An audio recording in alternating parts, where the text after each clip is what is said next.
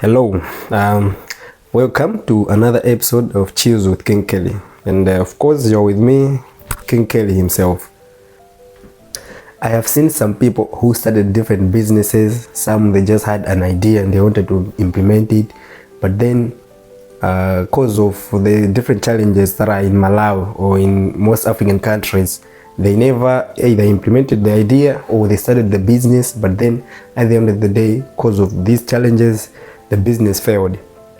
So in today's episode, I want us to talk about why is it hard to make it in Malawi, and you as a young entrepreneur, what can you do to make sure that your business is thriving, and you also as a person, you are thriving in this part of the continent.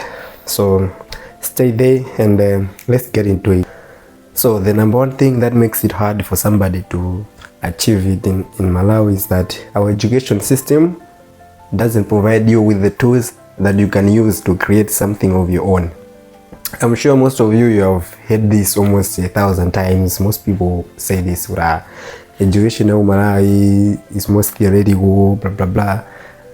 They give even examples like we have engineers at Pole, but then we are not building anything in Malawi using these people.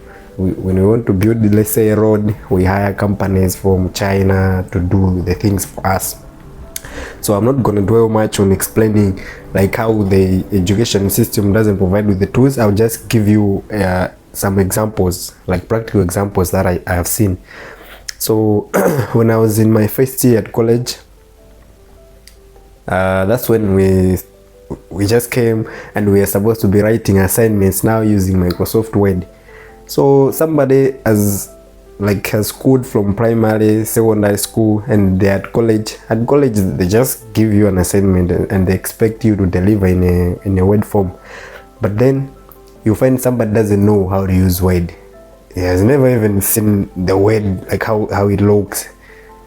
You see what I'm saying? So like those small things, you don't get them. So for these people, they had to find somebody who knows how to use Word, and stuff. Another practical example that I can give you is that buying things on online marketplaces is a basic thing. It's not something that's supposed to be complicated.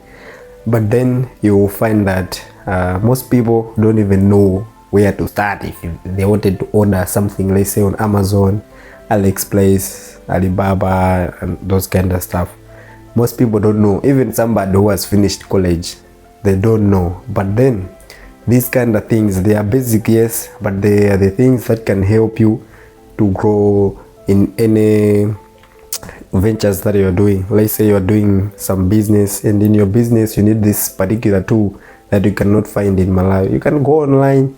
If you know how to do it, you just order it and it will be delivered to you. So like I'm saying, you can go to school, come back, but then you will not learn these kind of things. So what can you do as a person so that you cope with the education system? So here are a few things that I think you can do in order to make yourself know some things that can help you. If you see somebody doing something that you would like to learn, ask them. Don't have pride. Ask them, bro, how do you do this? How does this go by? And most people will be happy to help once you have asked them.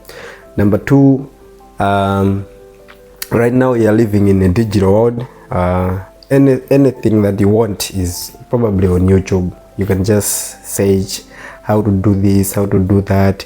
I'll give you an example of, I've been to a graphic design class, but then the most graphic designers I know are the ones that never went to graphic design classes, are the ones that were just learning at home on YouTube, some tutorials, learning how to do stuff and the like, and now they are almost the best graphic designers in Malawi. And yeah guys, they say education is a key to success, but I think it should depend on the kind of education. The best education is the one you are curious about something and you learn about it, and then you see how you can make money using that. That's something you have learned. And just to add something on this, Let me give you one last example. Bitcoin was invented in like 2009, 2010, somewhere there. But then most of us, we have just learned about it in like 2020 somethings, you see. So had it been that time somebody was on the internet and then looking for stuff, and he finds that Bitcoin, there's this thing called Bitcoin, and then he invests in that coin, right now he could have been a millionaire by now in dollars, just not in kwacha, in dollars. Number 2, in Malawi, most people come from poor backgrounds, like poor families. So this becomes a problem when you start making some money. Let's say you've started a business or you have started a job somewhere. All of a sudden, your siblings, cousins and stuff, they're relying on you. You become an uncle, an aunt. So the problem with this is that, let's say you've started a business. So normally in a business, when you start making some money, you're supposed to reinvest the profits so that your business can grow. But then, because most people are depending on you, now you don't reinvest the money or the profits. You are supporting your families. So this keeps the business either where it is, or it drags the business down, because sometimes you might not even have a savings for the business, right? So what can you do to cope with this? For this one, it's not easy to cope with it without coming across as amadama or anasinta, those kind of thing. So the best thing you can do is that when you start making some money, don't expose yourself that now I'm making this much. Like, don't start living a flashy life until you are like somewhere, and then maybe you can be like, at least now I'm comfortable enough. And point number 3 is that on top of you're coming from a poor background, it means that you're also coming from a poor community. So the problem with this is that in the poor community, you lack proper role models, because the standard of life that everybody is living is just low, and most people are not seeing a problem with that, and you are seeing that every day. It's easy for you to just adapt to this life and accept it. I'll give you an example. Like, you might find in there is something, let's say a road is being built, and people from some community, they like Anyamarobe, this kind of stuff. So later on, when the project is done, they'll be proud and be like, you see that road, as if it's an achievement. But then on the same road, there was an engineer who was like, okay, how can we make this road durable? And this guy who is saying he doesn't believe that he could be like that guy. So this is why, if you're coming from a poor community, you need to think different than most people, than even most people that you look up to.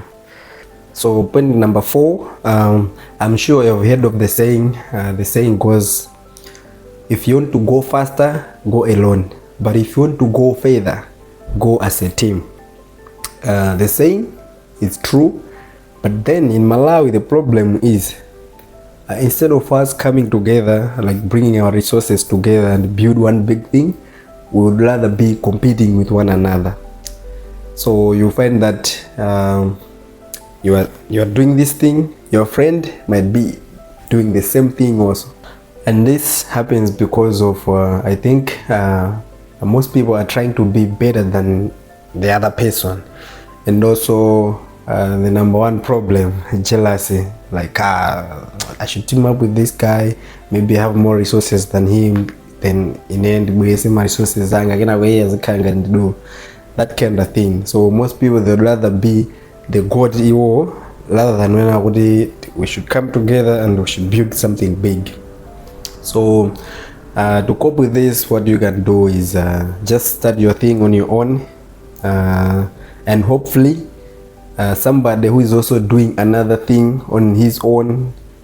When you guys support each other, that's when you can connect. Also, you can choose your friends wisely. If you see that this friend is just like, when I'm trying to do something, he's pulling me down. You're asking for some ideas, you feel like the vibe they are giving is kind of off. Just find better people. But